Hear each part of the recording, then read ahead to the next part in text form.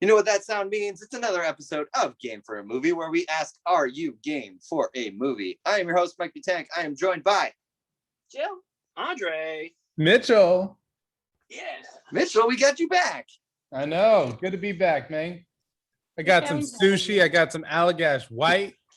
Just chilling in the living room right now after a long day. And what better way to end a long day than to be on a podcast with you three? It's gonna be so much fun. A podcast? Did you go full Boston? Yeah, it's really funny. Kelly and I went to California and visiting the family and all that, which is great.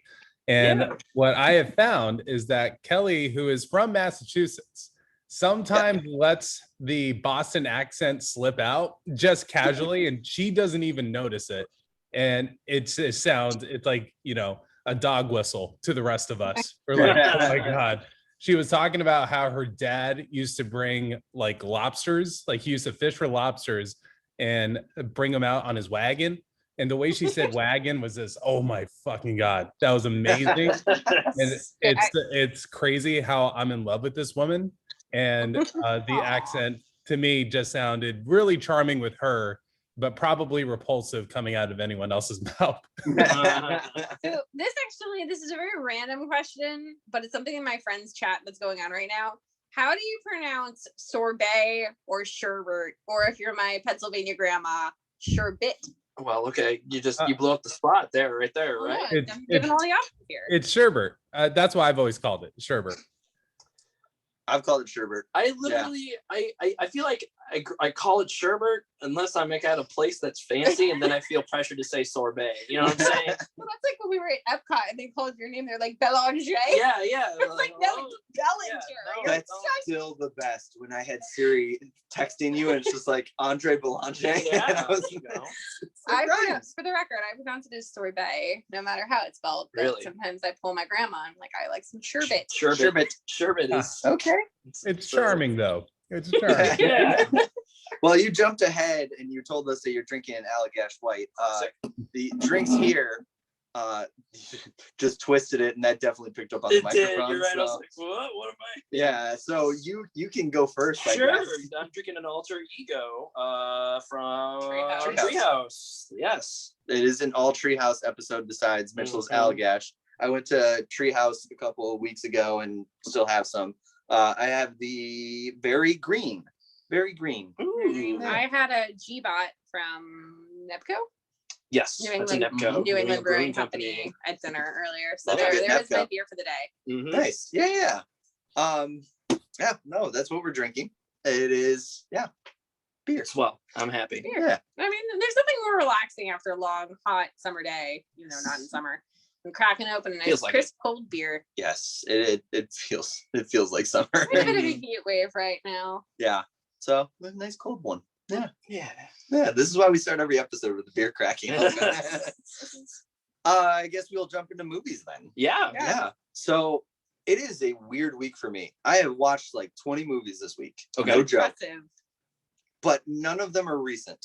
Okay, but that hasn't stopped us before. I know, but I talked about a movie from 1965 last time. Yeah. I know, but for me, I like to do recent stuff. That's what I like to do. Mm-hmm. I could talk right now about M.O.D.O.K Saints, which I watched the other day, which holds up as well as a fart. Okay, damn. It is still a good movie, but there are a lot of things that no longer would fly. But I still love it. I almost said Inglourious Bastards. I'm comparing the two. I felt like M.O.D.O.K Saints. But so today I cranked out another movie, and it's from 2020. It is called Kid Detective, and it features one of my favorite actors lately, which is weird because when you hear the name, you're going to immediately think of one thing he was in. It's Adam Brody. Yep. Ah, you mean the guy from that 2 seasons of Gilmore Girls? Oh, well, that's not the thing I was Dave thinking. Rogowski. That's not the thing I was thinking. No, I know what you're thinking. Gilmore Girls alum. Gilmore Girls. Good old Dave, he read the Bible to Okay. impress Lane Kim's mom. Okay. Well, I was thinking the OC. Yeah, I know what you're thinking. Okay. Do I look like someone who watched the OC? I mean, No. I wouldn't have been surprised, I guess. I don't know. No. I definitely wasn't Absolutely, somebody who utterly watched the not. OC. Surprisingly good. surprisingly good. The OC. Is that Really? the one with the girl who, like, the famous meme of the girl, like, one single tear coming down? Or Well, that's that what it was. That's Virginia Beach? the Image and Heat song, right, or whatever. I don't At know, the I very haven't end. even watched the show. Isn't Yeah. that the one like where the finale? Like, yeah. Okay, Yeah, that was Okay. season 2 when that iconic moment happens. Yes. You Got got it. a diehard fan here. Yep. Was But I'm not a He's got- diehard. I've seen most of the episodes only once. Gotcha. I did was not that finish it. Was the intro song, wasn't it Phantom Planet California? California, here we Yeah. come. Yeah. Yeah. Mhm. Yeah. Okay. Got it. Okay, then enough talk about this the is- This is now the OC cast. Yes. That stands for Orange County. Just Oh, messing boy. with y'all. It's working. I am broken. I am a broken man. You're a broken man. So what really I was going to say is Adam Brody lately, his choices in movies has been pretty great. Because he was in Ready or Not, I was gonna say Ready or Yeah. Not. and that was fantastic. It I was a didn't great even performance by him. recognize him. Right. Because it had been a while. Yeah. And there he was. And I'm like, There he that was. looks really familiar. And then the credits rolls. I'm like, oh. So this is Kid Detective. Basically, it's the story of a kid or a now adult who used to be a kid detective that was like really good at it, like solved all these cases. He got free ice cream for life. He got the key to the city. And now he's a 32-year-old detective that can't live up to the glory days. Sucks. He still gets cases like Find My Missing Cat, that kind of stuff. But some kid has been murdered, and his girlfriend recruits Adam Brody's character, which is Abe Applebaum. Okay. You have That's to have his the name. yes, Abe Applebaum. Abraham. Is that short for I mean, I'm guessing Abraham. They call yeah. him Abe the whole time. Abraham Yeah. Applebaum. Yeah. Mhm. That's a name. Yeah. So I and need to write that on a name tag. Sounds like he goes to Hogwarts. right, but they had to have the alliteration there. Yeah, yeah. So the murdered kid's girlfriend recruits Abe to solve the case. And this gets dark. Like, it is a black comedy, don't get me wrong, but it is a dark black comedy. Like, it is very dark. Anybody have any interest in this movie? Because otherwise I'm going to spoil it. I think you're free reign to spoil the shit out of it. I just want to in know my where I opinion. can find it. Yeah. It is on Hulu. Okay. Yes. I'm it going to is say on this, Hulu. Mike. This sounds, and I'll get to it at the end of your take on this film. This premise sounds very, very familiar, but in a dark twist way, compared to a very early Donald Glover movie called Mystery Team. Yeah. I knew I was going to bring up Mystery Team. It's very similar in that. Yeah, I'm getting the same vibe. Yeah, no, Mystery Team is very similar in that aspect. So basically it takes you down the long road to find out who killed this kid. There's also another case that kind of is like over the shoulder of Abe. This girl went missing, and he put like the entire town on his shoulders to try to figure out where this girl went. Mhm. So like those cases are kind of just like sitting in his head, and like he's kind of a screw up at this point, and he's like a kid at heart still, where he like relives the glory days. He still goes to the ice cream shop every day because he has lifetime supply of ice cream. Hey, why not? Oh, nice. Okay. Yeah, well, the ice cream shop owner is like resentful of him, like that It's kind like, of stuff. coming to check in. Like, he obviously gave him lifetime free supply. Exactly, That he yeah. couldn't even go on it. Got it. But one of the things that worked for him as a kid detective is when he would like break into houses to like kind of like peer around and stuff, he could hide in the closet and get away with it. There's a reoccurring bit though, whenever he hides in the closet, he sneezes and it gives him away. Well, as a kid, that was endearing, and like they just saw him in the closet and they were thinking nothing of it. It's like, oh yeah, little kid, yeah. Well, later in the film, he gets stuck in the closet when a family comes home, and not just any closet, the closet of a young girl. Uh-oh. And he gets arrested for Being a predator? being a predator. Yeah. Yeah, essentially. And like there's a newspaper article about like how he was masturbating in the Oh, closet, like Jesus. stuff like that, like going all over. Yeah, it's that bad. But the turn, so again, if you want to see it, cover your ears or do whatever. No, okay. So the turn is the person that killed him, the kid, was the school principal. Uh-huh. The reason why is he also abducted the girl and basically forced her to do things, you know, and that stuff. Yeah. And there was a daughter. The daughter was the girlfriend. And so like the boyfriend found out and was like going to report it to everybody. And so he just like shut him up, killed this high school kid and like threw him in the river, said, no problem. Well, Abe figures this out. And so the principal is like, I can't get away with this anymore. Stabs himself as you do in the heart. And like, it's gruesome. And basically Abe saves the day and he finds the girl and like saves her and everything like that. And everybody's happy and blah, blah, blah. And the end shot of the movie is Abe talking to his parents about this whole case. And he just breaks down and starts crying. And it's like, it is harrowing because it's just like, he just breaks down because all this shit he's been through and was like, just starts crying. And of course, there's like this lollipop song in the background, like to make it feel even more juxtaposition and everything like that. Lollipop, like, you know what? Like it's like Take Me to Sugar Town. It's called. You know, like it's a happy song, like bouncy, bubbly. Sure. You know what he needs? He needs a hug and a team up with Detective Pikachu. Oh, team up with Detective Pikachu or the mystery team, like either or, like Ryan Reynolds. Yeah, Ryan Reynolds as get him in here. Yeah, it's just, you know, he's a kid at one point. It seems like the timeline works, and you're like, he gets sucked into the Pokemon world, and you just, you know, there's, you know, Ryan Reynolds is Pikachu, and he's like, all right, we need to figure out the case of the missing Snorlax or something. Well, like the whole Snorlax is murdered. Seriously, the whole premise of it is basically like it's time to grow up, you know, and like everybody is telling him to give up being a detective, but he doesn't want to do it because he likes that glory. He likes that, like putting the town on his shoulders, that kind of stuff. It's super dark. Like it is just super dark. And if you, I'm watching this in the middle of the afternoon, like sunshine, everything like that. And I'm just sitting there like, wow, okay, this was a good choice. But yeah, it was very decent movie for what it is.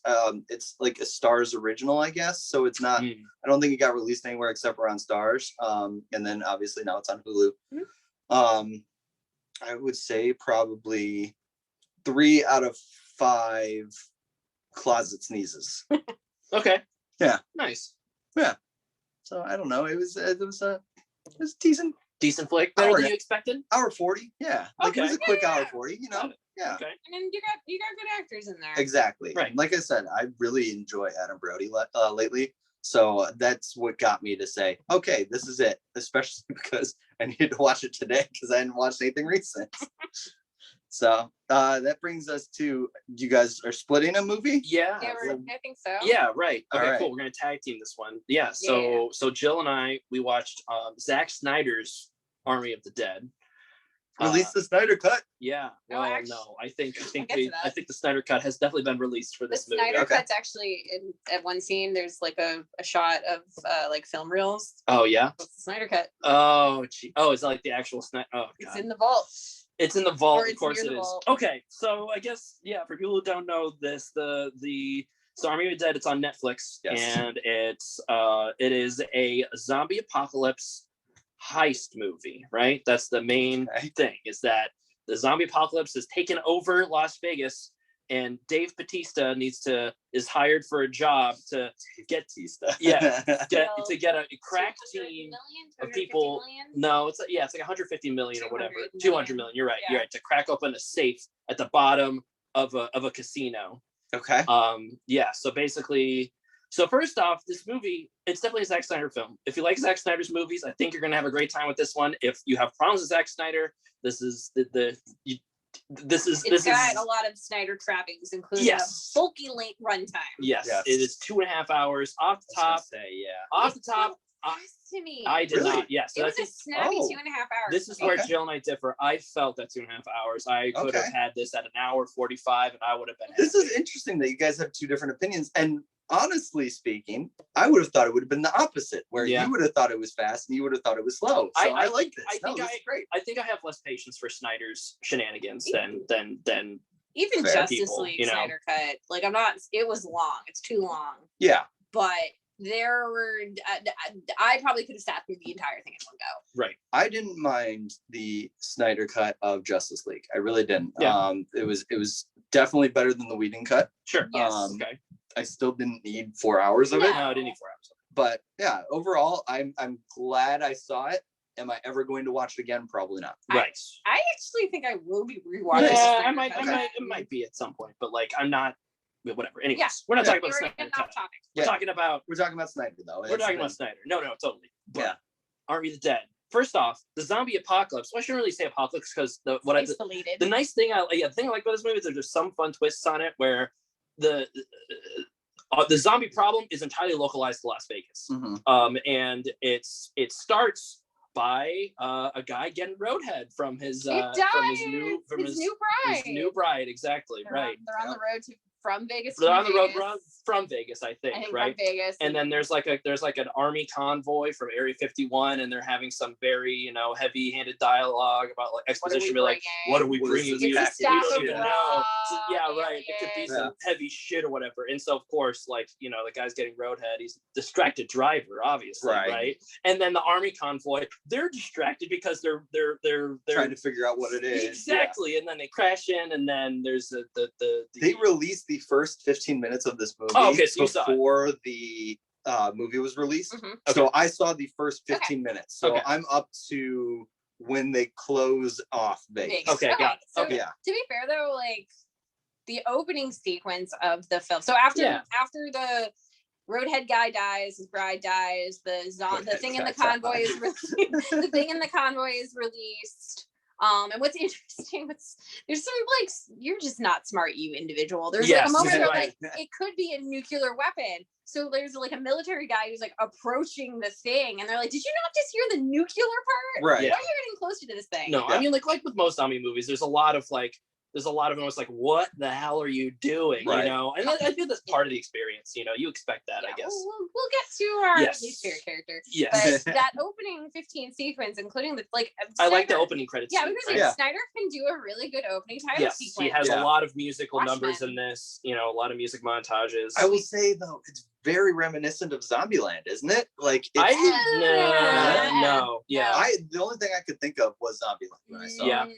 So you saw the first 15 minutes, right? So that's the most. So that's like definitely the most over the top because like for those who don't know, the first 15 minutes, the opening credit scene, that's showing the sequence of zombies taking over Las Vegas, right? And so it's just very over the top, like everybody running away and stuff like that. With Viva Las Vegas is playing over, right? That is very the characters. You meet all the characters, and like it shows Dave Bautista and his group of like how they got to become zombie killers. Okay. That is very Zombieland. I agree with that. Yeah. The rest of the movie is pretty. It's less jovial than that. I just meant the like intro credits. Yes. Yeah. That's what I meant. Absolutely. Because it's very similar to the intro credit scene from Zombieland. I haven't seen the intro. I haven't seen Zombieland in quite some time. It's like slow motion. Like it shows you different parts of the world where like the zombies have taken over, including there was a Vegas one with like strippers with boob tassels that had like undead boobies. Yeah.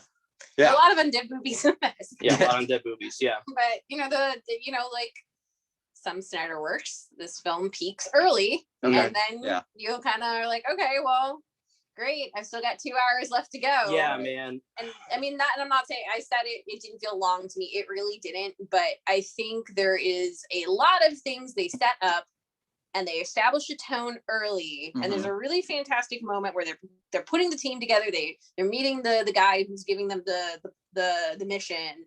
And they're kind of walking through the stages of it, and they do this really, really hilarious.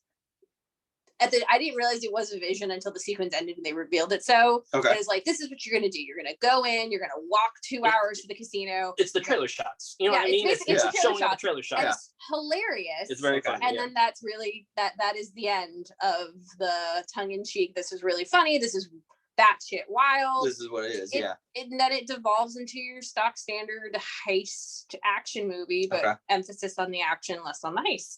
Yeah, right. There are good characters, and there's more color in this movie. I want to make a point. The movie is very colorful. Within 5 minutes, there's more color in this movie than all of Justice League. My thing is that don't you know? Good and bad is gray. Oh my gosh. We live in a society. Shut up about your stupid society.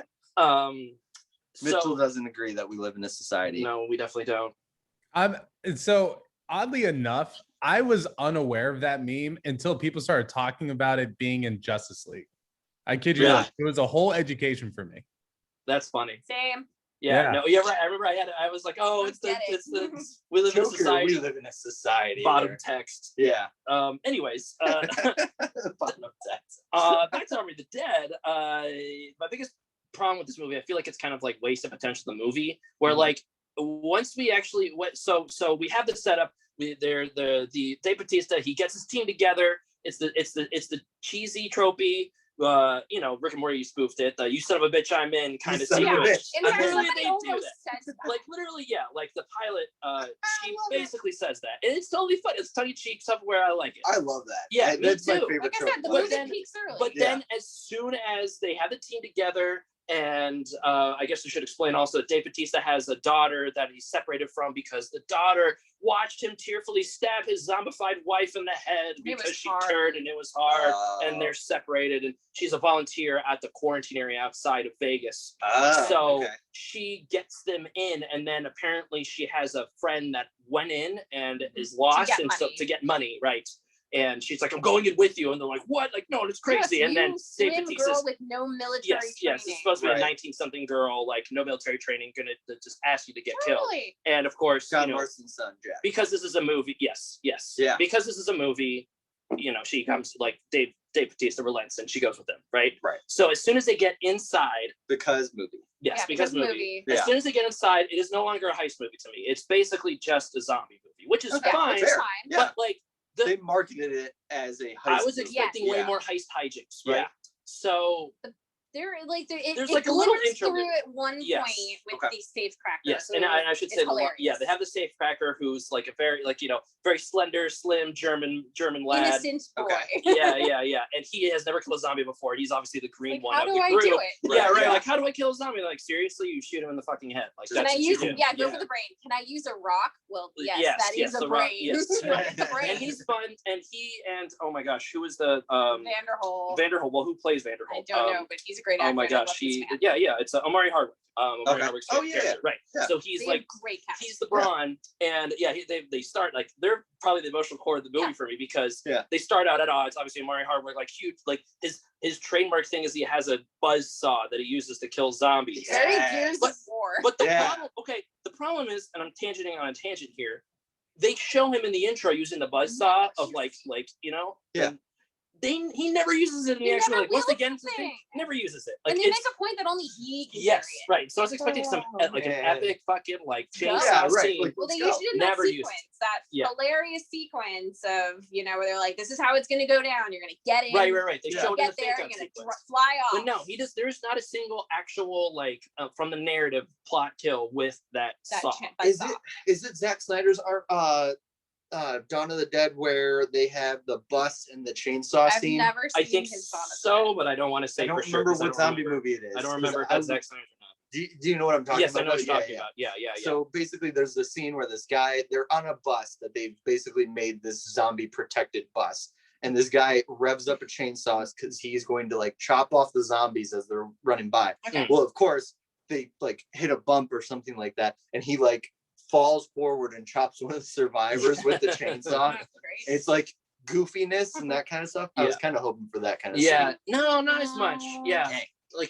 Especially with the buzzsaw being a part of it. That's right. Chekhov's buzzsaw does not go off. And I don't want to say there's no really good action sequences. There's some really fun kills, and there's a lot of fun moments in this movie, but it didn't really. There was one brief moment where they get to the bottom of the casino. And it's those two characters again. It's Omari Hardwick and the locksmith. Dieter. They're based Dieter. Yeah. The actual character's name Dieter. I don't know the actor's name, unfortunately. But anyways, they're basically they're at the ground level. And they're the ones that have to get to the safe or whatever. Yeah. While everyone else is carrying gas cans to the helicopter at the top of the building. Whatever. There's a little sequence where the locksmith has the eureka moment and finally unlocks the safe, and once the safe is open, that's it. No more heist shenanigans, basically, right? Heist is done. Just zombies get out.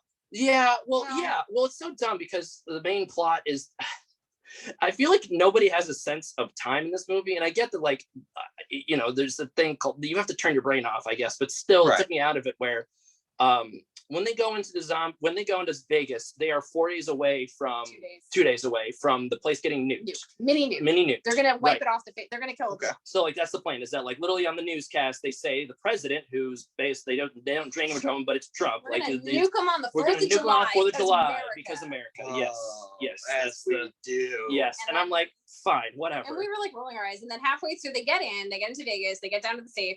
And at the same time, there's a news announcement being like, as cool as it would be, there was a lot of pushback. So we're going to move it up a day. So their window goes from 24 hours to an hour and a half. An hour and a half to 2 hours. And then like they seem mildly inconvenienced by it. Like that's the thing. Like they're like, what? We had 24 hours. Yeah, no, it's really tight, clean plan. But the crew like looks at that and they seem like mildly concerned about it. They're like, they're tell Dieter. No, they don't tell Dieter, which is a good idea because they don't want to. He's half an hour. He's his time. Like that's fine. But like Dave Bautista and the rest of the crew, they're like, oh well, shit. Like, wow, we have an hour and a half now. Like, okay, I think we could do it, whatever. And like, they still take time to like talk about their personal stuff. Like, you know, we still spend like 10 minutes of screen time with Dave Bautista talking to his shitty daughter about like how like, oh, she sucks. Is she the worst character? She's the worst character. You teased it earlier. She is the worst. And like, so we know she goes into Vegas to go find her friend who went in to get money so she can, you know, escape the life that they have.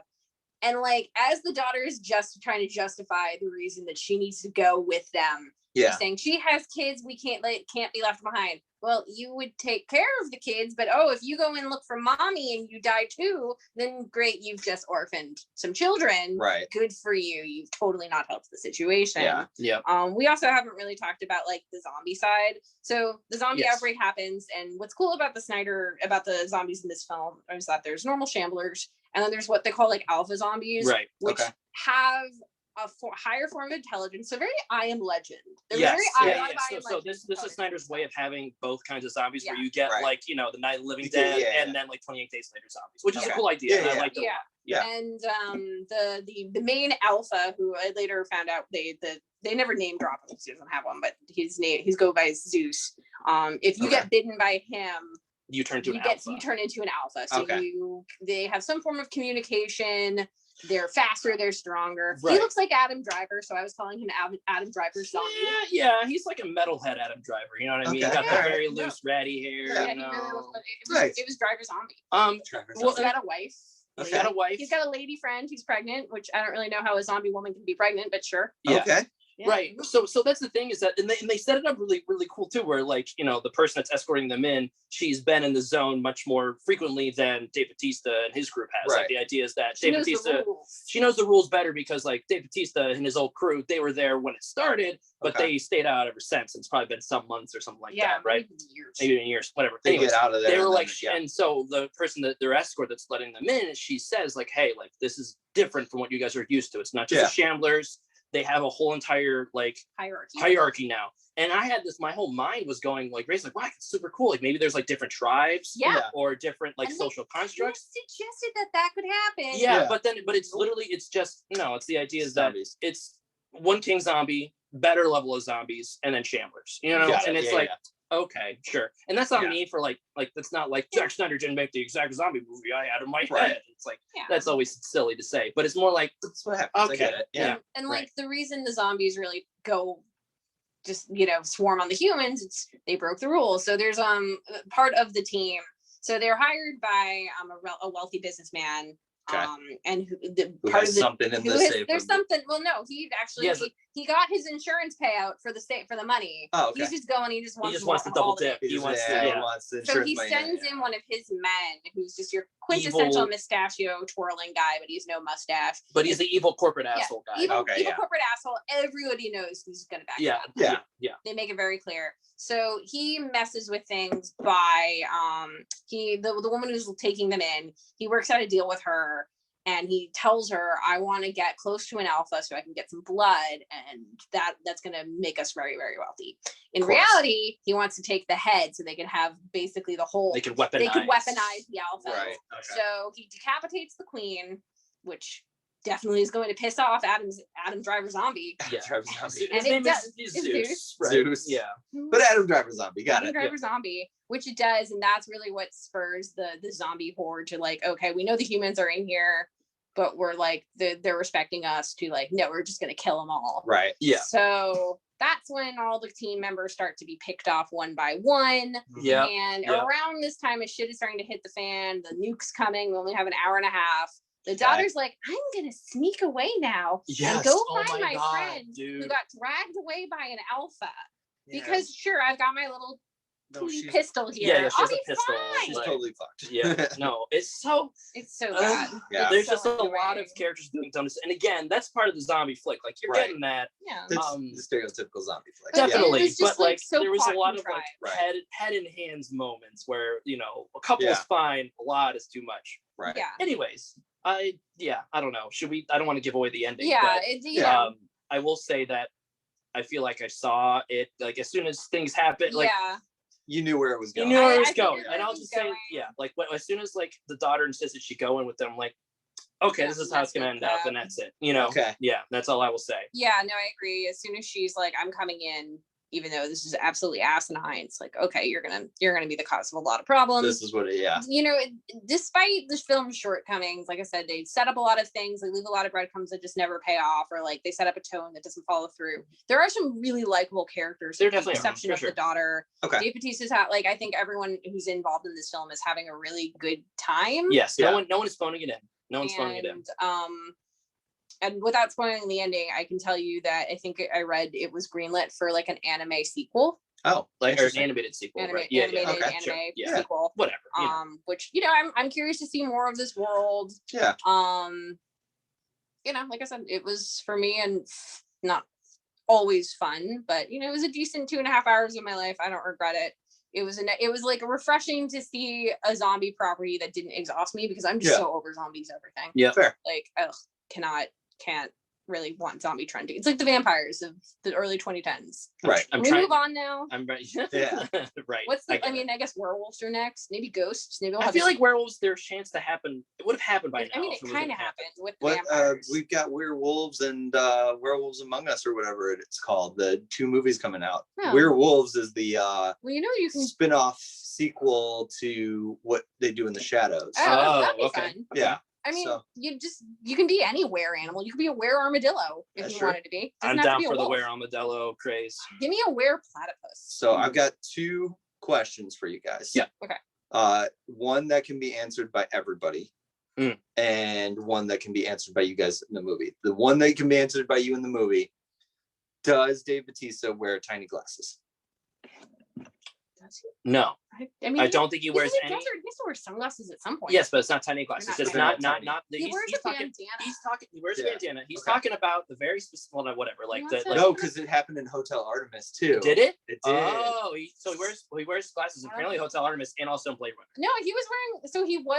The Blade Runner ones were like the tiny, they little were tiny. not comically tiny. He was wearing glasses when they find him in the burger shop. Right, he's flipping burgers. But I think they're more just like classic frames. They're classic. But he's a big head. And then so in Hotel Artemis, he had a point where like he holds up glasses that are like the on a stick. Tiny ones. No. There's no point where he rolls up in the blue when they roll up in the safe blueprints. He's not wearing any glasses. Okay, all right. He doesn't pick up a monocle either. Okay, and then the question for everybody. Everybody gets an answer on this one. Who is the best actor out of Dave Bautista, The Rock, John Cena? All of the old wrestlers that are now actors that wrestlers turned actors. Yes. That's tough. I don't think what movies have John Cena been in? Because I can't answer. Cockblockers is the one immediately. Yeah, Cockblockers, Trainwrecked. Trainwreck. I haven't seen that. Fast 9, F9, bro. Hasn't come out yet, yo. You've seen the trailers. I'm gonna go. I'll say it. It's Dave Bautista, and it's not close. Yes, I would. It's not close. Yeah. I don't want to blow because up. I mean, The Rock he's the most charismatic by far. Yes. But in terms of acting, I've seen Dave pull off more things than those other 2. John Cena. Dave's just more believable. The Rock is just like larger than life. Large, nice guy. That's his thing. Well, when you bring The Rock into your movie, there's a very I don't want to say narrow range, but like I guess to echo basically what Mitchell said, like I couldn't see him doing other super dramatic roles. You know what I mean? He's not an everyman. I could see Dave, as big as Dave Bautista is, like comedically large. Yeah. He could still play like an everyman, and I could probably buy it, especially if they gave the backstory of like he was a former like. Well, dude, like Blade Runner 2049, he was in there for maybe 10-15 minutes, and I thought he was I don't even remember. awesome. Did he play like the sidekick cop? No, he's not a sidekick cop. He's sidekick, not sidekick. Whatever, sidekick. No. He's the replicant that Kay fights at the beginning, very beginning. I don't remember that part of the movie. Okay. But very well done. I keep bringing up Hotel Artemis, but he was a nurse. I want to see that. Artemis. Right. You don't want to see it. Really? I thought it was supposed to be good. It's not good. Oh, that's where it was like it's a safe zone, and then shit hits the fan, and so basically they're a war hospital for assassins, kind of thing. Wait, what's the name of the hospital? There's a bar, the hotel. Continental. Yes, the Continental. Yes. And I'll say this too. I think Batista has better taste than the others as well. He's going to be in Knives Out too, and then he's also going to be in Dune. Shouts to our guy. I think The Rock was, or at some point, and especially in the earlier career, was like, I'll take whatever I can get. I know I want to be in Hollywood, so is that how Scorpion King happened, basically? Right? Yeah. Well, I mean, like he kind of cleared the way for the other two. He definitely did. No. I were saying it when we watched his first appearance in the Fast and Furious franchise, is that you can tell it's early days. And he definitely got better. Up, that's kind of the fun thing about the Fast franchise. You can see him getting better and less sweaty. And less sweaty. Holy shit! Well, that had to be on purpose, but I don't know. I've got a fun sidebar about the Fast and Furious movie that I just learned the other day. Uh-huh. So Vin Diesel, The Rock, and Jason Statham in the Fast and Furious movies all have in their contract they have to take equal damage. That's pretty cool. So in any movie, if one takes damage, they all take damage. So it's like the Bugs Bunny Mickey Mouse contract for Who Framed Roger Rabbit. Yeah, they could only be they could be on screen for the same amount of time. So when they appear, the main character's falling, so they pop up, they're like parachuting down, so they have like a little conversation, but they have the exact same amount of dialogue and screen time. Oh, wow. Crazy. That's exactly. All right, now let's get to ratings because we need to get to our bad movie. We do, yes. Yeah. Okay, no, you go first because I need to come up with a metric, actually. I was hoping you would do that too. Oh my gosh. Okay, fine. I'm gonna give this one, man, 2.5 hours out of 5 because I felt those hours. We'll just say that. Give it like a 2.9 Adam Driver zombies. Okay. He really he built like him too. One more thing before we go, before we move on, there are definitely robot zombies in this. Yes. They don't explain shit. There are robot zombies. Yeah. What? Yeah. So sorry, I guess that's might have a spoiler, I guess. But like, there's not plot. There's no plot. There's no plot. They don't acknowledge because movie. Yes. Yeah. No, they're at one point or another, they're popping heads off zombies, and there was like a flash. Like Andre's like, did that one have like glowing eyes? And then later we see in similar, a zombie gets their neck is ripped out, and you see metal underneath, like literally like a T-1000. Yeah, and I read but it's not focused on. Like it's just in the background. I read the IMDb page, and he's like, yeah, they're in there. Yeah, he's like, maybe they're robot zombies. Like Zack Snyder thinks he's sorry, I shouldn't project my feelings on him, but he's like, yeah, maybe they are robot zombies, maybe they aren't. Who knows? But so I leave the robot zombies up to interpretation. No, he didn't say that. I know, but like that's I will say they're there, but he's not explaining why. Yeah, right. I will say Zack Snyder is having a pretty good 2021. He is. Yeah. Unlike the bad movies we've had to watch, including Mitchell, you had to watch one. And before we get started, I just want to give a shout out to the person that guessed the movie. It is our friends, part of the hashtag Illumipati, Sass and Sips. You'll hear a promo from them later. Tell us about the bad movie that you had to watch. Oh my goodness. Let me just start with this. Guys, after a long year of 2020, there were so many questions that went through my mind. I was reconsidering, my position in life. This is a nice way to press pause. And sometimes my mind went down certain rabbit holes. And one of those rabbit holes was, where the hell is Katie Holmes? And good question. And I'll tell you, Katie Holmes was busy releasing a film called The Secret, Dare to Dream, as she was starring as Miranda Wells on a movie based on a book, which is based on a pseudoscience belief that if you believe in something enough, you will attract that thing towards you. Are we all familiar with The Secret? Yes, there is. So yeah, I was gonna say, when Mike told me the name of it, I'm like, you mean like that documentary cult, belief thing? And then when it started, like even the film's title, like font, is the same as the movie, as like the famous one. This just reminds me of the episode of IT Crowd where there's the star science, whatever. It's like a cult, but basically he's like, so I just turn with my back to space, throw a piece of paper over my shoulder, and I get what I want. And the question immediately is, how do you turn your back to space? Yeah. Yeah. It's the same. That's the same logical questioning that you would give to someone who believes The Secret as well, which unfortunately this movie is just propaganda for. And I did some research. This way of thinking is from something called New Thought. That has a whole Wikipedia page. So that's the level they put into this. But yes, and Wikipedia is calling it pseudoscience. So I'm just putting that out there. However, this film takes itself. What's that? Oh, I said Katie Holmes was married to Tom Cruise. Yes. So she jumped from Scientology to New Thought. Yep. Yeah, that's the thing. You thought that there was a brighter future for Katie after getting out of that situation, and she jumps to this. And that's the thing. This movie takes itself so damn serious, and that's why everything about it ends up being so bad. And I'm talking everything from the acting, shouts to Katie Holmes one last time, even to the kids. I'm not going to stop there, man. The kids, we have a teenager, we have someone who's about 12, and then the young one who's about 6, who had this crying moment. Like, it was definitely one for her reel, where she broke a little Black Beauty horse doll thing. And she was supposed to be crying, guys. And oh boy, did she make a face like she was about to cry for about 5 minutes. So it was great to see. It was really cringy at points. And ultimately, I felt sad watching it because there are folks who I think legitimately poured some effort into this. You know what I mean? Like, they actually believe there's a result to be had if you were to put in that kind of, over the top positive thinking in order to attract different things, whether you want or wish, desire for in this universe. And I will tell you, none of that comes true without putting in legwork or actually things happening in real life, not just in your head. But let's get to the dialogue, because the way let's break it down. Let's get to the dialogue here. So The Secret, just to get into the actual plot here, it's an entire vehicle for this philosophy, if I want to call it that.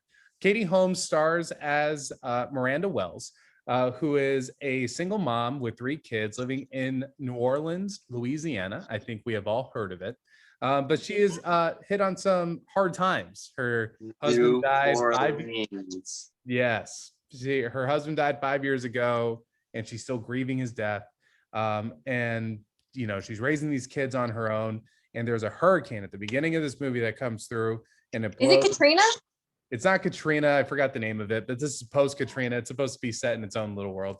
And then there's a big tree that blows a hole through the roof of this house that they're living in. And oh my God, this is awful.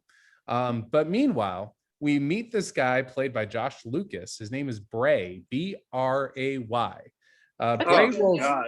Bray rolls into town, okay? And the way that we're introduced to him, he has a manila envelope with something inside. And by the way, it's sealed shut with a logo that looks like The Secret from the book. Like the wax logo? Yeah, exactly. Like he's going to Hogwarts? God, son of a bitch. Exactly. And he rolls up to... That's the second time I brought up Hogwarts. Yeah, what are you doing over there? I'm just thinking about, witchcraft and wizardry, man. Just talking about wizard shit? Yeah, right? Talking about wizard shit. Let him be a Hufflepuff. It's okay. Yeah. Okay, all right. Anyway, so he rolls up to the house before the hurricane comes through, and he's looking for Katie Holmes. We don't know why, but the only person that's there is her son, her one and only son, who's about 10 to 12 years old, who's fishing in the backyard. And Josh Lucas rolls up to him, and he's just like, hey, I'm looking for Miranda. And it turns out it's his mom. This very awkward exchange about how he's not supposed to talk to strangers comes up, but he also gives this kid advice about life because he's not at school because he's sick, but he's out here fishing on the bayou. So I don't really know what's going on here. What is he sick with? Yeah, what's he ill with? They never Asthma? explain. They never really like explain. does he have like the plot telling cough or something, or No, is he and that's the bedridden? thing. They never actually invest into that storyline at all. It's just, Okay. but they say it twice, so it's not like he's sick with a cold. Because Grandma brings it up. Grandma's just like, oh, he can't stay in this house with the mold or whatever. He's already sick. Like, you know, you're supposed Does he to have the black one? I was about to say, like Yeah. Maybe he has asthma. Remember that 90s film I showed you with the Chuck Norris sidekick? Oh yeah. And like the main character gets shit on because he has asthma. So clearly he'll never amount to anything in life. Really? Right. It's a death sentence. If you are listening and you have asthma, you suck. I have asthma. I grew up with asthma as well. I had the machine and everything. Well, you suck. Both of you. You suck. You needed Chuck Norris to bail you out, I guess. Yeah. I don't know. Yeah, man. Just one good roundhouse kick to the throat fixes the problem. There you go. Got there. So anyway, he actually ends up meeting Katie Holmes by chance. And I forgot to mention, the beginning of this movie opens with a shot of planet Earth. You know, the camera is out in space. And as they're descending into Louisiana, there is text that comes on screen that says that there are two types of people. I'm paraphrasing here. One type of person who believes that there are just coincidences, and another who believes that something, basically that miracles happen on purpose, is the whole gist of it. Dare to dream. Dare to dream, baby. Dare to dream. You said it was a Jesus movie, but this sounds definitely like not Jesus. No, this sounds new It's a different type of Jesus. Right. They mentioned God once because I wanted to take note if they were going to tie any kind of religion into this. They mentioned God once, but you could chalk that up to, oh, they live in the South, whatever. It says they don't say Jesus. They don't really assign a name to God. So no prominent crosses or crucifixes anywhere. No Yahweh. Or anything. Nope. Nothing specific. Do they have spaghetti once in the movie? Because then it's flying spaghetti monster all the way.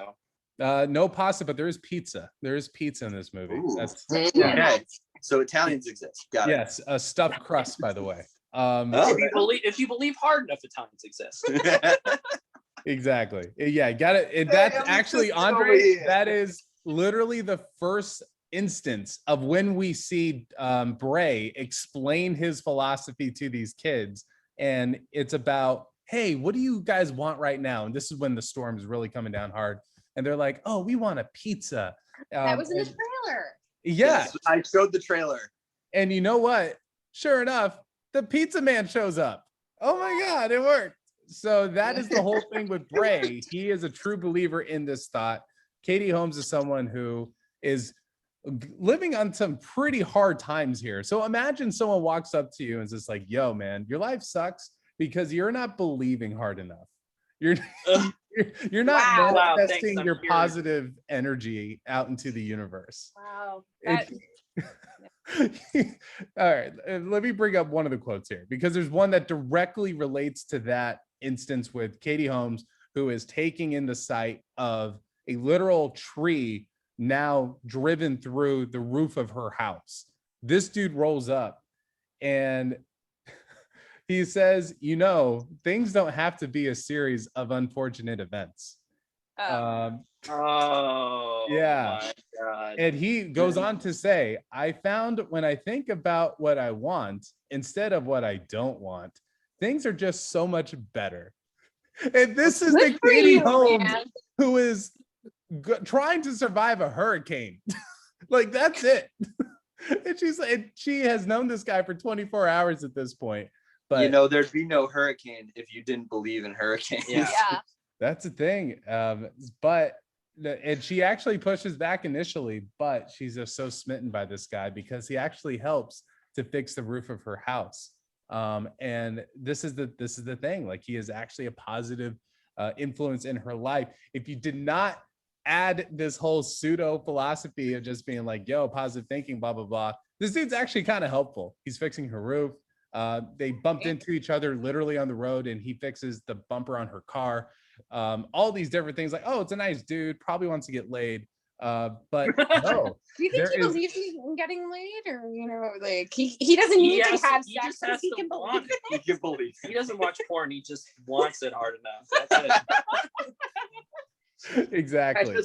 I just imagine he's sitting at home like, God, I really believe I could get sex right now. Yeah, right. And this porn star's car breaks down outside. Jeez. That is basically the logic of this movie. And one more piece of dialogue, which I found incredible. So he's talking to the little girl who's scared of this hurricane. And his way of consoling her is saying that, oh, you know, nature can be very powerful, but so are you. And that's it. And then that leads into the pizza scene. That leads into them manifesting pizza, but it didn't manifest them protecting their house from a tree popping through their ceiling. But what kind of toppings are on this pizza? Like how good a pizza was manifested? I saw sausage, I saw pepperoni, and it was stuffed crust. It wasn't so it's a deluxe pizza then. Okay. Mm-hmm. Pizza Hut. It was delivery, so it's not DiGiorno. It's not DiGiorno. Yeah, it was delivery for sure. So anyway, we have this whole thing between the two, but the reason why he's actually in town, you remember that envelope I was telling you about? He was trying to deliver that to Katie Holmes, but for whatever reason, and the movie does a piss poor job of explaining this dude's reasoning for this. But he meets her, he understands, oh, that you're the person I'm supposed to give this to, but he doesn't give it to her at all. Instead, he offers to fix her bumper, to fix the roof of her house, to, in a way, offer life advice to her kids, instead of delivering the thing of why we're there in the first place. And we see him in a phone conversation. This is their explanation for this. He's calling back home to a woman who, at the time, it looks like they might be dating, but it turns out it's actually her sister. So he and Katie Holmes can get together by the end of the movie. But that's a little curveball for you. So the sister asks, why haven't you told her? And at this point in the movie, we don't know what's in that envelope yet. And he replies, that's what I'm trying to figure out. I think the universe is trying to tell me something. And it's like, what the hell does that even mean? You're a dude who believes that you can manifest things in the universe. That means you think you can control the universe, but now you're saying you can't explain what the universe wants out of you. Like, dude, just give her the envelope. It's that easy. That is the easiest thing, not trying to manifest pizza or fix a ceiling. Like, all you have to do is pull that out your backpack and give her the envelope, which, by the way, there's this whole backstory, guys. They were reaching out about her warranty.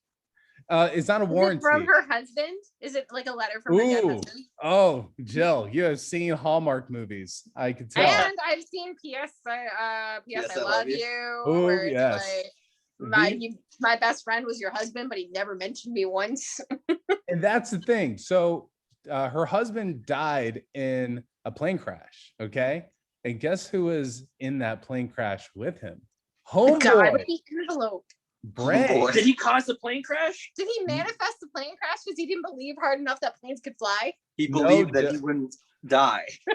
No, Jill, that was before his life changed. So it's after that point in his life when he started doing this kooky thing. What happened was they crashed. He's the only survivor in this thing. The reason why they're both on the same flight, and this is like a small little plane, they met at an engineering conference in, I think, Las Vegas. Doesn't matter. They're both engineers. And zombies. Exactly. They're both engineers. They're putting together ideas for some machine that they explained, but my eyes glazed over. And what happened was, in this envelope is the patent to the invention that he and her dead husband made together. Here's the thing. In such a small aircraft, and she doesn't know who this dude is at all. So she's shocked of like, why are you here? And all this kind of stuff. They have this whole third act blow up. But don't worry, they get together at the end at a Waffle House. There's this whole thing at a Waffle House. That's pretty religious right there. I think the waffles is the real Jesus they found along the way. I feel God in this Waffle House. Are you saying the Waffle House is like the waffles are like a metaphor for communion or something? Okay, got it. I will say God in this somehow. That was my favorite part of the movie, because I'm like, oh damn, like I would 100% hit up a Waffle House at that point in the night. Like, it was late. yeah. Just getting late. And I'm like, dude, what sounds better than some chicken and waffles at a Waffle House? And I was totally in. I was like, that may have saved the movie for me. Is the very last God minute. bless this Waffle House. God bless this Waffle House. So Feels their bad whole with Waffle House right now. so spoilers for people who care.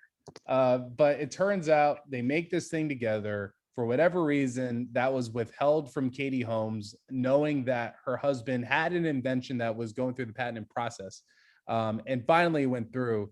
And suddenly, they find the envelope that he had been trying to deliver to her, and with it is a check that is like 100,000 whatever dollars. That's just enough to cover all the different debts that they had kind of, expositioned into the dialogue earlier in the movie. It's just like, oh wow, like they manifested this or whatever. But here's the thing, the movie's logic doesn't work for me, because if you want me to believe that Bray is right in terms of positive thinking is going to lead to all these other things, Katie Holmes never really buys into that. Like, we don't see her having a moment of turning her thought process around. She's still in a relatively dark place. She ends up saying yes to a guy who proposes to her. Almost out of more Jerry O'Connell. Exactly. Yeah, Jerry O'Connell. How could I forget? Easily the second most famous person in the cast. And he is not a bad dude, I would say. Just a guy who wanted to propose to Katie Holmes.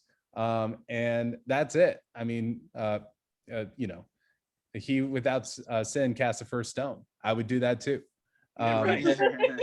But here we are. And my biggest thing is he proposed in a very public setting with lots of people, and that definitely caught her off guard. And I feel like her hand was forced there. But besides that, he had done pretty much all the right things. Was kind of awkward around the kids, but as someone with two step parents, I get that. But over time, you would think this would work. However, she's just like, you know what? I'm more in love with that really positive dude. But she never takes on that logic herself. And the whole thing of her getting that check and having all of her problems dissolved away isn't because of the secret. It's because this dude showed up and, had this encounter with her husband like 5 years before.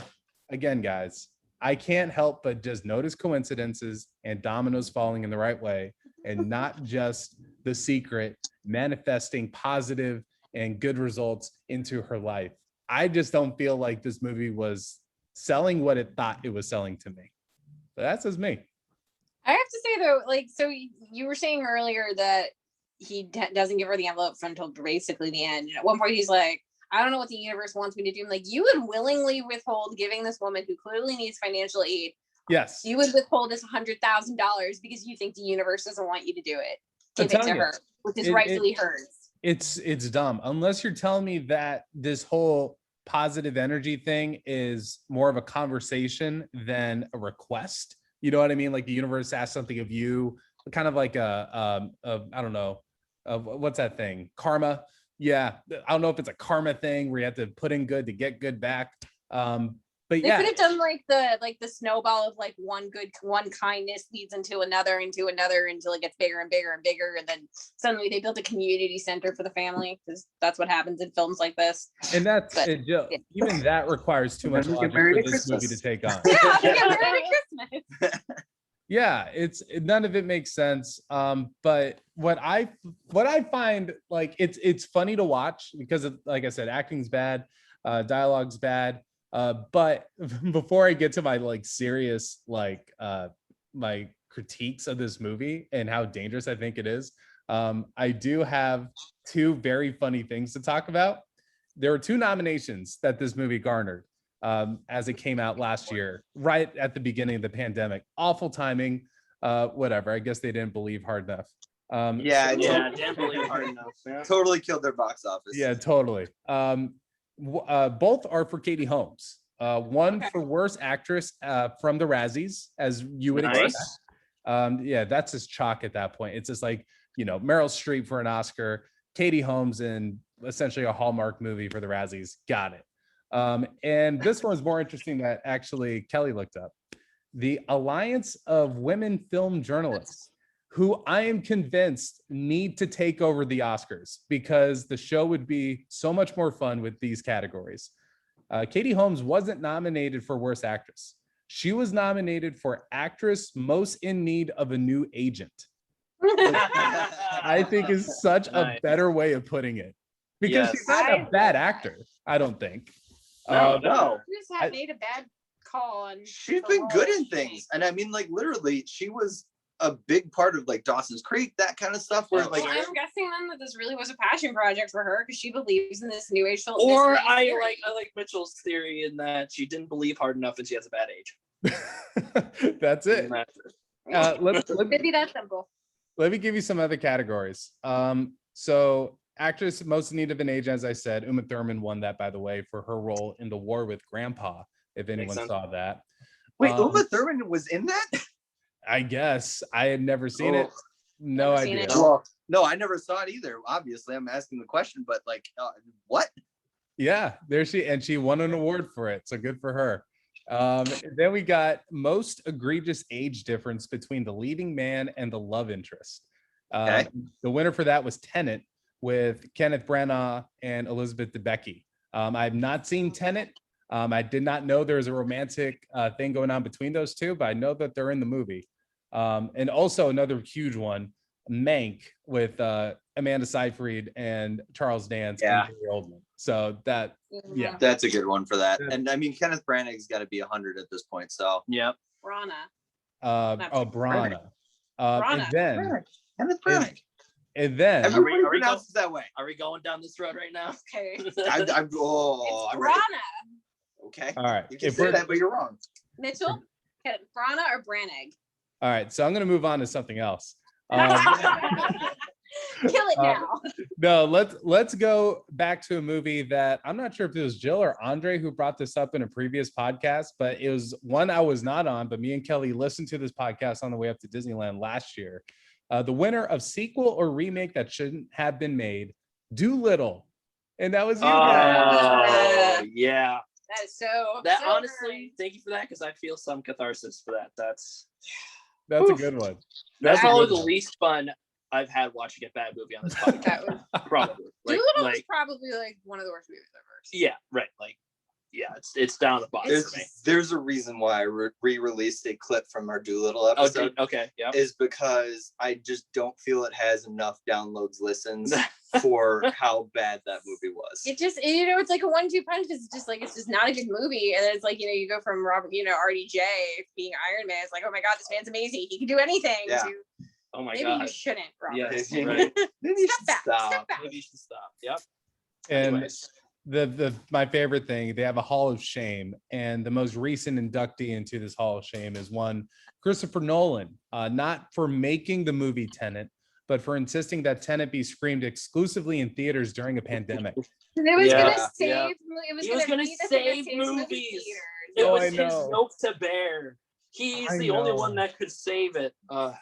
Passion of the movie theater. And he was Jesus. All right. We need to get to a rating and take our break and everything, because we still have another segment to go. And we're over an hour currently. Guess Chris It's warm down here. And it's warm down here. Yes, we are sweating. Okay. So the reason why I'm actually going to go for the first time ever lower than a Mitchell 0. Whoa. Is it the Kelly negative? I'm going to go down to a quarter of A Wish Upon a Star, because this is a movie that is perpetuating an idea that I think is actually dangerous. I'm not saying it's Nazi propaganda, because any of those films is an automatic 0, but I'm saying it's propaganda of a different color, where we're talking about a thought process of, hey, if we are all just over the top positive and really want everything to be better, that's all we need to do. And I'm like, wake the fuck up. We got to do some work. Either that's for individual success or for success as a people. You got to put in the fucking work, whether that is planning, whether that's organizing, whether that is actually getting your hands dirty. You got to put some things into action. It's not all about wishing. And I get positive thinking is great, because if you're just lost in negative thought, that could definitely cloud your judgment and basically unmotivate you. That's the thing that positive thinking does. It helps motivate you. but you can't just hang everything on that. And I think in that sense, and I'm probably taking this a little bit too seriously of a movie, but I think the idea itself is horseshit. Even Wikipedia is calling it pseudoscience. And I think in the wrong hands, if people entirely embrace it for what it is, it can be dangerous. So a quarter of a wish upon a star for The Secret Dawn of Justice. No, The Secret Dare to Dream is the actual name of the movie. That is it. Wow. All right. Well, that's a rating. All right. That is It's lower than the Mitchell Zero. Wow. Wow. Zero. All right. They made a movie. One day I want the Kelly negative. Yeah. The Kelly negative will come out. Well, all right. So we're going to do a quick break with our friends Sass and Sips. Congratulations on guessing. Here is your promo. Love them dearly. Enjoy.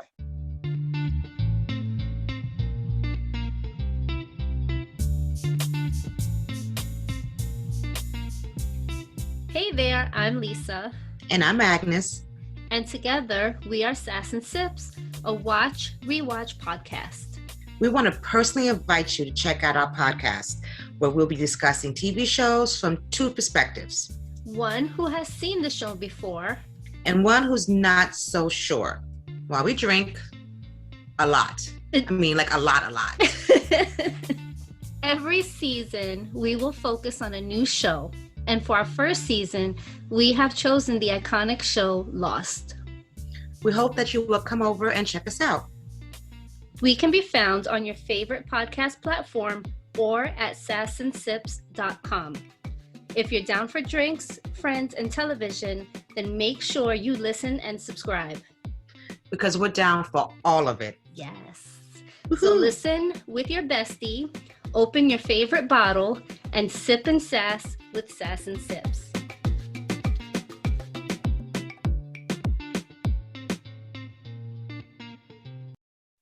That was an ad for our friends Sass and Sips. They are part of the hashtag Illuminati. We are Illuminati. Are they actually part of the Illuminati? No, I don't think so. Maybe. They will not admit to it. Yeah, exactly. I don't know if anybody will admit to that. That brings us to our favorite segment. At least my favorite segment. Oh, okay. I don't know if it's your guys' favorite segment. Catch or trash. Yeah. Hashtag catch or trash. Do you have a song for us, Mitchell, now that you're back, or no? I'm eating sushi, but let me wrap up the episode with one. I'll do that. All right. We'll let you wrap up the episode. So the first thing I'm going to talk about, Hulu's M.O.D.O.K. It's Marvel. It's animated. It's adult animation. It's Patton Oswalt as a talking brain man. Yeah. What can go wrong? It really, that's exactly it. I've 2 episodes in so far, and it is decent. I will say I'm not completely enthralled with it, but Patton Oswalt is enough to keep me going. So I'm going to give it the hashtag cash. Okay. Yeah, that man makes voices a rat who loves food, and I buy it. Exactly. Oh yeah. It looks like it has. This sounds very like a very. Have you seen BoJack Horseman? Yeah. It looks like it has BoJack potential in terms of like, haha, funny show about the Brain Man, but then also very sad. It's very family drama kind of thing. Yes. Okay. But I think it's the same animators who do Robot Chicken. Yeah, yes, very similar. yes. Which makes me cautious because I don't. I love Robot Chicken. I am not a Robot Chicken fan. Yeah, I like Moral Oral. That was my adult. Wow. Okay, so you don't like Robot Chicken, but like Moral Oral, you're in for. Because it's hilarious to me. Yeah. Okay. Nice. I mean, I love Moral. That's awesome. You're awesome. So sleeper hit of Adult Swim. Yeah, I would say so. I mean, I would say that like from what I saw the previews, it looked pretty different humor from Robot Chicken. Robot Chicken is so much more like interstitial Marvel. It has. I mean, it's what PG-13. Yeah, probably. There's a few more F-bombs, so maybe it gets the R because of F-bombs. And Hulu is more adult. Is like where Disney's like it's okay if you're more adult. Yeah, this is not on Disney Plus. It's on Hulu. You know. Speaking of F-bombs, I have not said enough for us to earn our E. Fuck. There we go. All right. Good job. Fuck. Yeah, there you go. Excellent. We need to earn that E. If we're going to be explicit for 1, we've got to do at least 7. We just have to play a game of Fuck, Marry, Kill at the top of the show every time. Yeah, we can do like the our Golden friends Girls. for Nerds by Nerds. Exactly right. Yeah. We listened to that Golden Girls clip. That was awesome for Nerds by Nerds. For the record, you're wrong. You would marry Dorothy, fuck Blanche, and absolutely Jill, kill save it Rose. save for the Golden Girls. He said that though. No, he said kill Dorothy. No, there was 2 of them. You did not listen to the clip. You were talking over the clip. I was not. Okay. We digress. We digress. All right, cash for M.O.D.O.K. Cash for M.O.D.O.K. Ka-ching. Ka-ching, ka-ching. Joe, cash or trash? Stop laughing. Okay. We skip to Andre. do I take over? Yes, go on. All right, Fuck cool. you, Rick. So, Jill and I were doing the very basic couple thing of watching baking reality TV together. That's why not.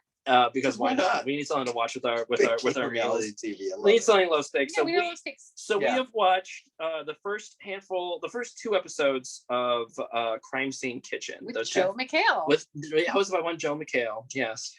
I didn't realize he hosted that. Okay. Yeah. He's not very good. Yeah, I don't like him in the He's show. not Honestly. good. He's the like, rest of it. yeah. Okay. Anyways, Crime Scene Kitchen. Well, what? You seem like No. He's a very interesting person. It's like he can do something like The Soup and be excellent. He can do Community, be excellent. No, he has the hosting chops. It feels very forced and very edited around him. You know what I mean? Fair. He always says like a very dumb joke, and then it's very clearly edited to all the contestants laughing way too hard at his dumb joke. Yeah, okay. And it's like I didn't buy that. So, did you ever watch Don't when it had its first season? No. So Don't it's produced by Ryan Reynolds. Okay. And the host is Adam Scott. And Adam Scott's great. Yeah. But they have bits where Ryan Reynolds does like voiceover. And like it's just all very bit-y. You know, like it's just like, oh, this bit cost us $60,000. You know, like that kind of, and it's like very Deadpool-ish. Sure, but not Deadpool-ish. you can't do the meta humor too much. Yeah. Yeah. He's almost killing the meta humor. Right. For other things. Yes. Yeah. Okay. Sorry. Yeah, no, it's all good. Yeah. Crime Scene, but the premise of Crime Scene Kitchen is actually fun. Yes, the idea is that it's a cooking reality show. Think Great British Bake Off or Top Chef as like a template, right? Mm-hmm. Where the twist on this one is that all the contestants are in pairs and they all are given a kitchen where something was baked, some sort of dessert or cake thing was made in this kitchen, and there's clues hidden about, and they have to figure it out. Like, oh, like maybe this specific ingredient was open, or not opened, or there's a microplane zester in the sink with orange peels on it. Oh, there's a picture, 4 baked tins, and there's a little bit of tempered chocolate on a ice piece of paper. Oh, what could it be? And like it's fun watching them go through, and then we're trying to guess what it is. Yes, they made, yeah. And it's fun because it does do the thing that reality TV shows need to do, and that it gets Jill and I talking like, oh, that couple's definitely fucked. Like, you know what I mean? Oh man, they're nailing this. Like, oh, what? Are you kidding me? It's not a donut, you idiot. You idiot! You Philistine, you can't fill that donut with coconut cream. What the hell are you thinking? So yeah, it generates a lot of fun conversations. It's light, easy, and whatever. It's easy breezy cover girl. Yeah, and it's a fun enough twist that like I feel like it can stand up to the very long lineup of Food Network. I mean, it's on Fox, but food reality shows. Yeah. Gotcha. It is a cash for now. We will watch more of it. It's fine. It's good. Now that I've regained composure, I for my Cash or Trash, I have been watching I'm now 3 episodes into the Masters of None season 3. Nice. I really loved the first 2 seasons of the show. It's been on quite a hiatus. Right. So when it was announced a new season was coming back, they were very upfront with it's going to be different. Rather than focusing on Aziz Ansari's character Dev and his shenanigans around New York City and being a struggling actor, they are completely pivoting the plot, and it is now on Lena Waith's character Denise. Okay. And there's been a bit of a time jump. Okay. So she is now a successful author living upstate with her wife. Okay. And the way that the series is shot is very similar to Ingmar Bergman's Scenes from a Marriage. So it's actually shot in a different ratio. It's shot on 16 millimeter film. So it's got that grain to it. And there's, if you're a cinephile, you're going to love the way that this looks. Long shots where the camera stays absolutely still and the characters come in and out of the camera as they just live their lives, or the camera sits on a character for 3 minutes while they eat a sandwich and opera plays. Okay. And, I like Lena's character, Denise. She was always really fun. The plot is really interesting, but if you're showing up thinking that this is going to be picking up where season 2 of Masters of None left off, you are going to be significantly disappointed. Azim Ansari's character has only showed up now for maybe 10 minutes worth of screen time across the 3 episodes that I've seen. He is really not the point, but it is so far really, really good. So it is a cash for me. Okay. I am curious to see if this is the end of the series. Fair. So we'll see. I've got a few more to go. They vary in length. The first episode was over 50 minutes. The next 2 have been under 30. Oh, interesting. Yeah, interesting. And then, like that funk, like that. Yeah, and then I think the last episode is over 50 minutes, and I think the second to last is also a bit longer too. Okay. So yeah, it's kind of all over the place in time in terms of length. But like I said, it's gorgeously shot. You know, great actors are in this. This plot is interesting. And just as an aside, the house that that is like almost like a third main character, absolutely gorgeous. And I was utterly gutted to find out that the house does not exist. The exterior is real, but the inside is all soundstage, and it is like the most gorgeous little cottage thing with reading nooks and great art and fireplaces and stuff. Why is that not real? But absolutely a cash. Perfect, Mitchell. Yeah, I'm gonna keep it with the Netflix as well. So this is a series that's been around for a few years now, but me and Kelly just caught wind of it, and it's 3 seasons old, and we are already on season 3, and that is Formula One Drive to Survive, which is about Formula One racing. Think of Hard Knocks, which covers training camp for a single NFL football team leading into an actual regular season. Formula One covers the entire grid for an entire season, and Formula One goes pretty much 9 months out of the year. So it is a huge undertaking, and as I'm understanding from a production standpoint, but it's incredible the access that they're given and the stories that they're able to tell as you're able to meet the drivers and the folks behind the scenes who are creating these cars and stuff. And there's actual narrative behind it, and it's so gripping. It's really fantastic. There's no way I could have gotten into Formula One at this point. Me and Kelly have gotten up to watch Formula One racing in the current season because of this series.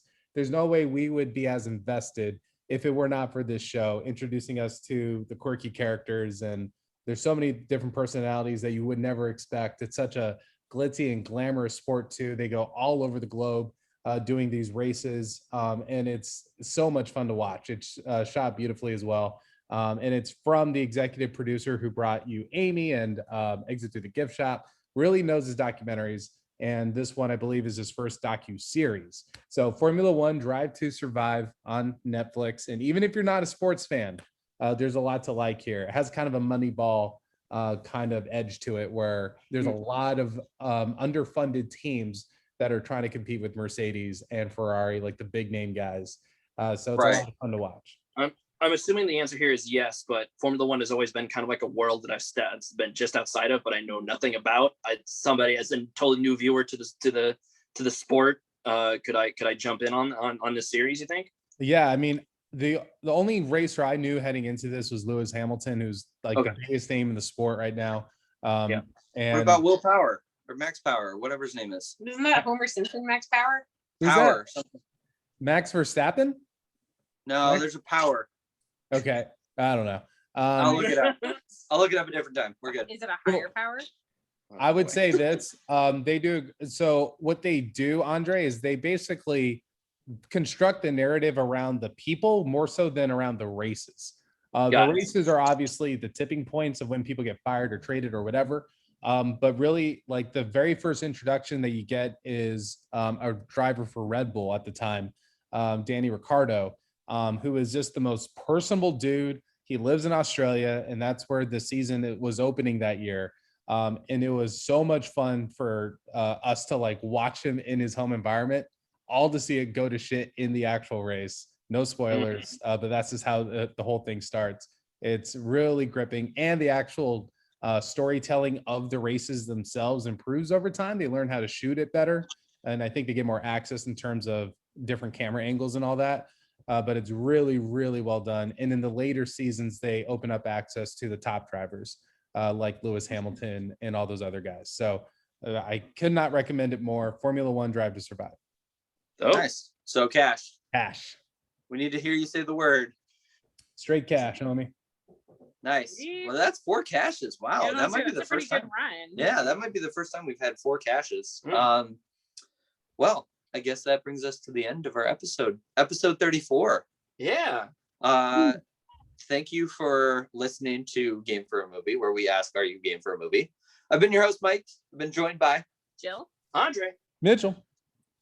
We'll see you next time on Game for a Movie. Bye. bye. Cash for trash. Dun, dun, dun, dun, dun, dun, dun, dun, cash for trash. Dun, dun, dun, dun, dun, dun, dun. This is for cash or trash. Dun, dun, dun, dun, dun, dun. I love it.